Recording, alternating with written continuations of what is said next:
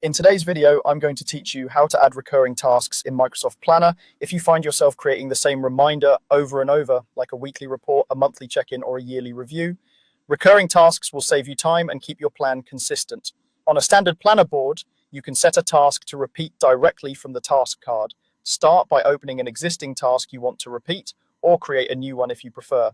Either way, click the task card to bring up the details pane. This is where all the important settings live, and it's the place you'll return to anytime you want to adjust how the task repeats. Before you can turn on recurrence, you need to set a due date. This part is required.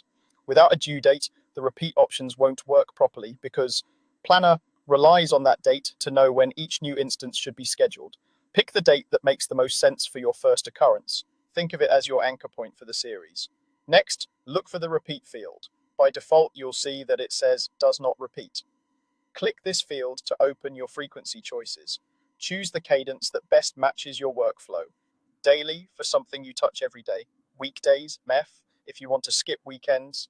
Weekly for things like Monday stand-ups. Monthly for items due on a particular date each month. Or yearly for annual tasks like audits or renewals. If your schedule is a bit more specific, select custom. This is perfect for patterns like every 3 weeks on a Tuesday or every 2 months on the 15th. In the custom settings, you'll define the interval and the day or date that should be used. The original due date you set helps determine how the pattern lines up, so double check that it reflects your intended starting point. Once you've chosen the frequency, you're all set. The task will now generate future instances automatically based on your selection. If you ever need to change the pattern, just reopen the task card, revisit the repeat field, and adjust the settings. Your existing completed work stays put, while upcoming instances follow the new rules. That's all there is to it. Set a due date, pick how often you want the task to recur, and let Microsoft Planner handle the scheduling so you can focus on the work itself.